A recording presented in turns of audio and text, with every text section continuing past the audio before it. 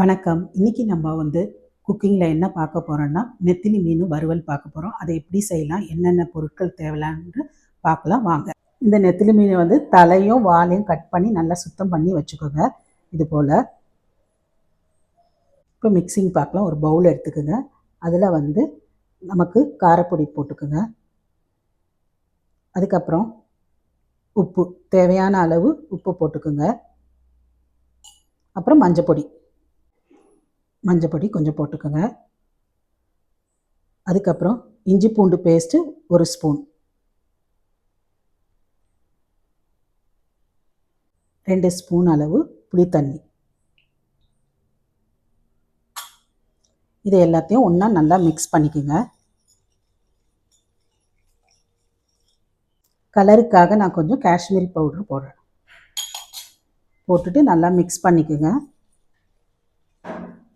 இந்த அளவுக்கு கெட்டியாக இருக்கணும். தண்ணி ஊற்றாதீங்க. ரொம்ப தண்ணி ஊற்றுனீங்கன்னா மீனில் இருக்க தண்ணியும் இதில் சேர்ந்து ரொம்ப தண்ணியாக இருக்கும். நம்ம ஏற்கனவே கழுவி வச்ச மீனை இதில் போட்டு நல்லா கிளறி ஒரு 20 நிமிஷம் ஊற வச்சுருங்க.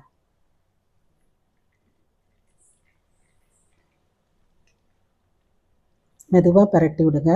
இல்லைன்னா இது சின்ன மீனால் சீக்கிரமாக உடையிறதுக்கு வாய்ப்பு இருக்குது. அதனால் மெதுவாக தடவி வைங்க. இது 10லேருந்து 20 நிமிஷம் நல்லா ஊற வச்சுட்டு தேங்காய் எண்ணெயில் பொரிச்சிங்கன்னா ரொம்ப நல்லாயிருக்கும். இது ஊறட்டும். அதுக்கப்புறம் நம்ம பொரிக்கிறத பார்ப்போம்.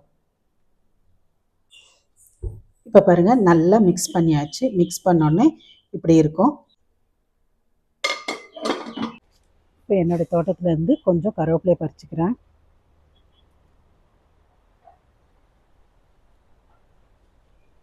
ஒரு வாணலியில் எடுத்து அதில் தேங்காய் எண்ணெய் ஊற்றிக்குங்க. எண்ணெய் லேசாக சூடு ஏறினோடனே கருவேப்பிலையை போட்டுக்கோங்க. அதனால் போட்டுட்டு நம்ம ஏற்கனவே ஊற வச்சுருக்கோம்ல இந்த மீனை ஒன்றா எடுத்து வைக்கணும்.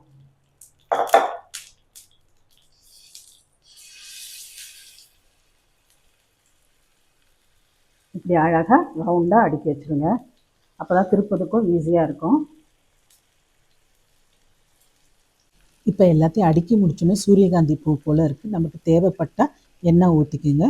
சில பேர் நெத்திலியை டீப் ஃப்ரை பண்ணுவாங்க. நான் இன்றைக்கி ஷாலோ ஃப்ரை பண்ணியிருக்கேன்.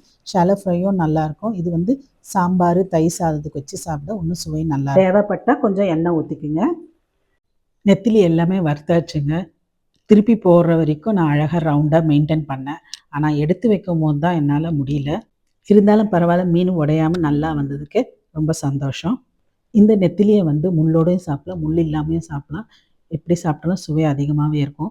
இந்த நெத்திலியை நான் ஆல்காட் பீச்சில் தான் வாங்கினேன். நான் எப்போவுமே ரெகுலராக சென்னையில் மீன் வாங்குவேன். அப்புறம் நினச்சிக்க போகிறீங்க, இங்கே நீங்கள் மீன்லாம் வாங்க மாட்டீங்களான்னு. இங்கேயே நான் மீன் வாங்குவோம். அங்கேயும் போனோன்னா வாங்கிட்டு சமைப்போம். சுவையான நெத்திலி மீன் ரெடி ஆயிடுச்சு. இது முள்ளோடு சாப்பிடும் போது இன்னும் நல்லா இருந்தது. நீங்களும் இதே மாதிரி செய்து பார்த்துட்டு எனக்கு கமெண்ட்டில் சொல்லுங்கள். என்ன நேயர்களே, இன்றைக்கி நீங்கள் எப்படி ஒரு ஈஸியாக நெத்திலி மீனை வறுக்கலான்னு தெரிஞ்சுக்கிட்டீங்க. இது எல்லாருமே ஈஸியாக செய்திடலாம். நீங்களும் செய்து பார்த்துட்டு உங்களுடைய கருத்துக்களை என்னோட பகிர்ந்து கொள்ளுங்கள். அடுத்த வீடியோவில் வேற ஒரு டிஷ்ஷோடு உங்களை சந்திக்கிறேன். நன்றி.